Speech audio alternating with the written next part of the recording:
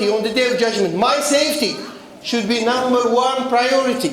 If Ibrahim alayhi salam listened to his father, Ibrahim will never be a prophet or a great messenger. Ibrahim would be in hellfire with his father, who was an idol worshipper. But Ibrahim did not listen alayhi salam to his father, because he knew that his father was following the wrong path. He was worshipping idols besides Allah subhanahu wa ta'ala. So now we need to look at the first piece of advice, the book of Allah. And then the second piece of advice, the family of the Prophet alayhi salatu wassalam.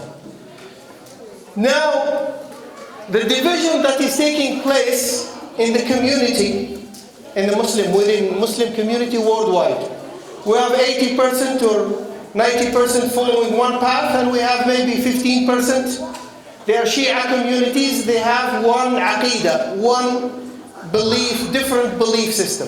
They believe that the Sahaba, all of them, or majority of them, except 4, in one opinion 5, one opinion 6, in one opinion 7, all of them became kuffar.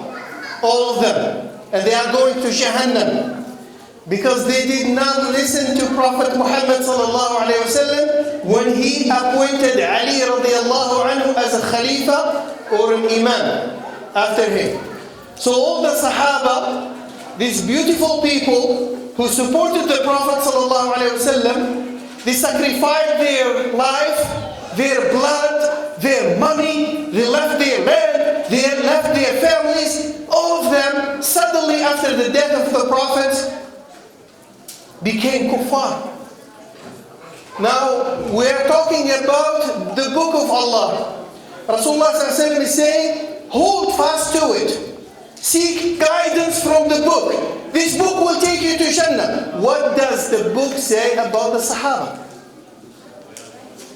What does the book say about them?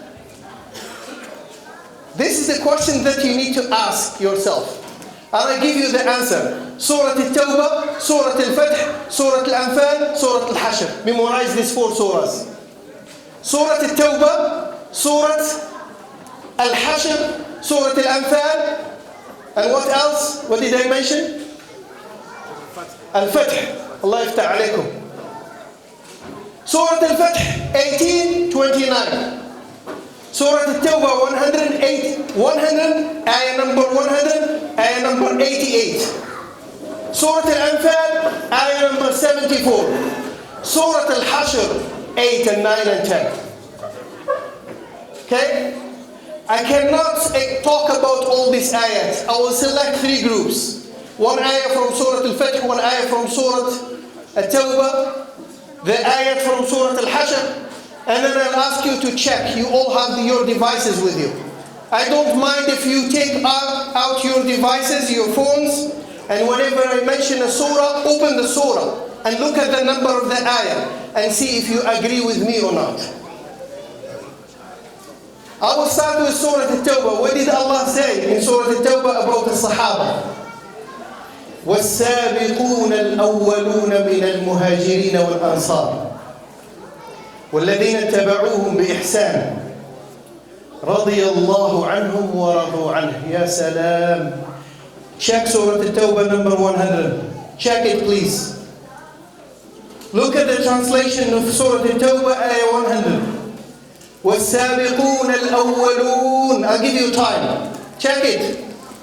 من المهاجرين والأنصار والذين اتبعوهم بإحسان رضي الله عنهم ورضوا عنه وأعد لهم جنات تجري تحتها الأنهار خالدين فيها أبدا.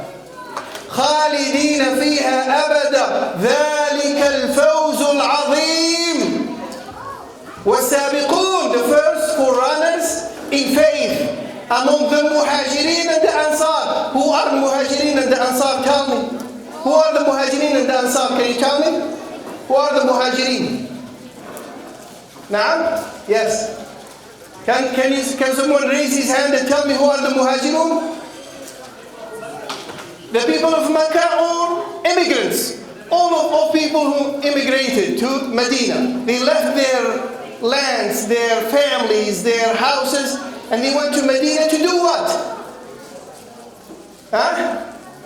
To support the Prophet ﷺ and establish the state of Islam with him in Medina. Most of them were from Mecca. Al-Ansar, who are Al-Ansar? Who can tell me who are Al-Ansar? Someone else. We need someone else. Helpers. From which city? From the city of Al-Madinah. And these are the Sahaba. These are the companions of the Prophet. Allah is saying about them in this ayah, check it, ya ikhwan, 100 Surah At-Tawbah. They are the Muhajirin and the Ansar, and those who follow them with good conduct. What? Allah is pleased with them. Allah is pleased with them, and they are pleased with Him. And He has prepared for them gardens of paradise, beneath which rivers flow, where they will abide forever.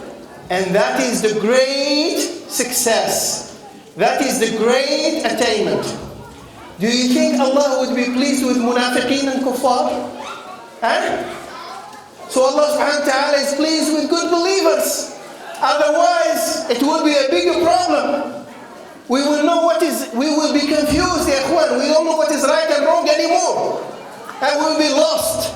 If Allah subhanahu wa ta'ala is pleased with the munafiqeen and the kuffar, then this is a bigger problem here. We have to solve it.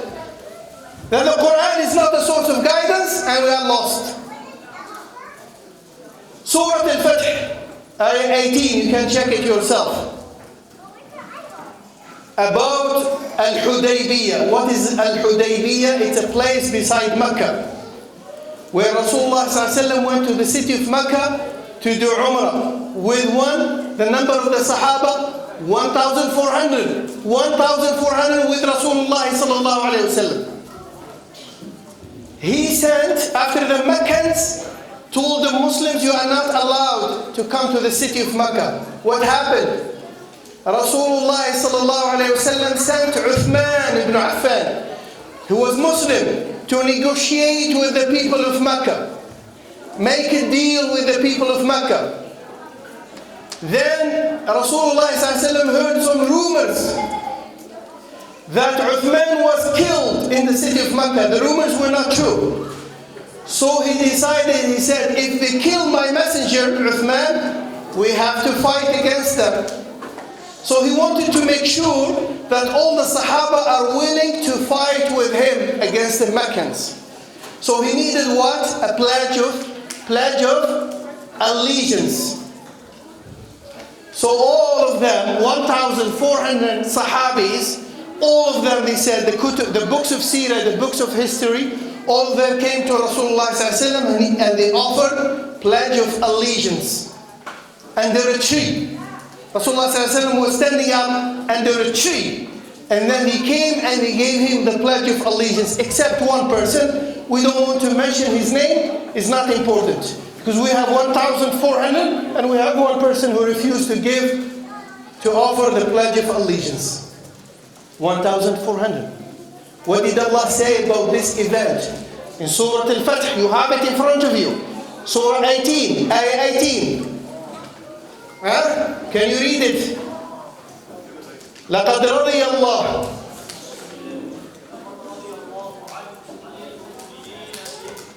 يُبَايِعُونَكَ